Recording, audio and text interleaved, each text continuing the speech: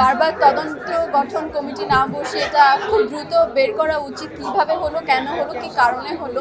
হুট করে এরকম কাদের প্রবলেম হলো যে তাদের রাস্তায় যানবাহনের চলাচলের জন্য প্রবলেম হচ্ছে, সাউন্ডের জন্য প্রবলেম হচ্ছে, এতকাল তো এত বছর ধরে প্রবলেম হয়নি। দর্শক যদি আমাদেরকে ফোনের মাধ্যমে ইউটিউবে বা টিভিতে আমাদের যদি নাটক সিনেমা অ্যাড না দেখে তাহলে আমরা কিভাবে এন্টারটেইনমেন্ট হব। আমার ভীষণ ভালো লাগছে।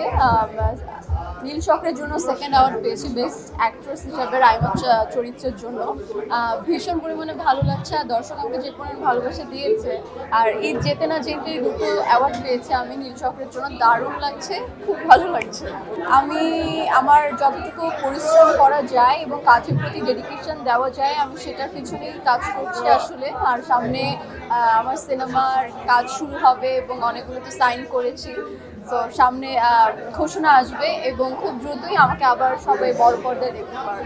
এটা তো আসলে হয়েই থাকে, দুটো সিনেমা করেছি, দুটো সিনেমাতে এরকম কথাবার্তা হয়েছে। তো একজন আমার খুব ভালো কলিগ, আরেকজন আমার বন্ধু। তো দিন শেষে সবাই আসলে আমরা খুব ভালো একটা পরিবারেরই মানুষ, তো এরকম কিছু নেই, এরকম যেই গসিপটা হচ্ছে টু বি অনেস্ট এরকম কিছু নেই।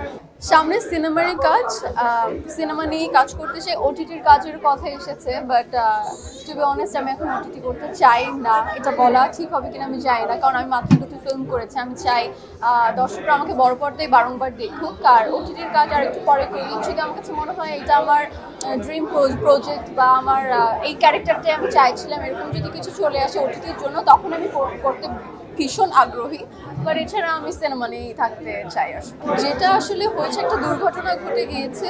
আমার কাছে মনে হয় যে বারবার তদন্ত গঠন কমিটি না বসে এটা খুব দ্রুত বের করা উচিত, কিভাবে হলো, কেন হলো, কি কারণে হলো। আর যাদের মা বাবা যে সকলের ছোট ছোট ফুলের মতো বাচ্চারা হারিয়েছে তাদেরকে কি বলবো, ঈশ্বর তাদের স্বর্গবাসী করুক। আর এরকম দুর্ঘটনার যেন সামনে না ঘটে, সরকারকে বলবো যে দৃষ্টি আকর্ষণ করতে সে ব্যাপারে। না না, অ্যাকচুয়ালি এরকম কিছুই না। অনেকে অনেক কথাই বলে, সব কথা তো আর সত্যি নয়।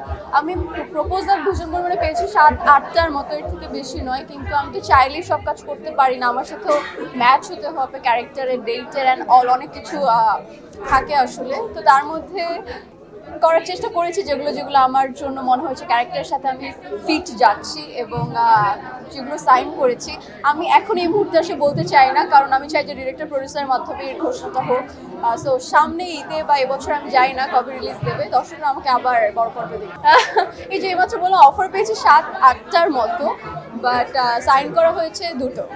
একদমই অন্যরকম বলতে যে দর্শক যেভাবে দেখছে ব্যাপারটা একদমই ওরকম না, মানে গল্পটা ভিন্ন ধরনের, ক্যারেক্টারগুলো অন্যরকম। বাংলাদেশে এই টাইপের ফিল্ম আগে পরে হচ্ছে কিনা আমি জানি না আসলে। So director, producer and production house সবকিছু মিলে খুব ধামাকা একটা কাজ। আই থিঙ্ক বের হলে সবাই জানতে পারবে। এটা আমি না বলি আসলে, এটা তো আমার বলার কাজ না। যখন ঘোষণা হবে তখন প্রোডাকশন হাউসের মাধ্যমে সবাই জানতে পারবে। না আসলে আমার জ্ঞানও তো থাকতে কত বছর যুগ ধরে এইভাবে নাটক সিনেমার কাজ চলে আসছে। আপনারা কেউ হয়তো জানেন যে কত বছর অ্যাকচুয়ালি সিনেমার শুটিং হচ্ছে, কিন্তু হুট করে এরকম কাদের প্রবলেম হলো যে তাদের রাস্তায় যানবাহনের চলাচলের জন্য প্রবলেম হচ্ছে, সাউন্ডের জন্য প্রবলেম হচ্ছে, এতকাল তো এত বছর ধরে প্রবলেম হয়নি। সেই প্রবলেমটা অ্যাকচুয়ালি কেন হচ্ছে এটা দেখা উচিত যারা সমিতিতে যারা আছেন, যারা সভাপতি আর যারা যেখানে যে পজিশনে আছেন, আমি বলবো যে সেটা খুঁটিয়ে দেখার জন্য। আর এটা তো আসলে উচিত না। দিন শেষে আমরা এন্টারটেনমেন্ট চাই, তো দর্শক যদি আমাদেরকে ফোনের মাধ্যমে ইউটিউবে বা টিভিতে আমাদের যদি নাটক সিনেমা অ্যাড না দেখে তাহলে আমরা কিভাবে এন্টারটেনমেন্ট হব। সেই দিকে সরকারের দৃষ্টি আকর্ষণ।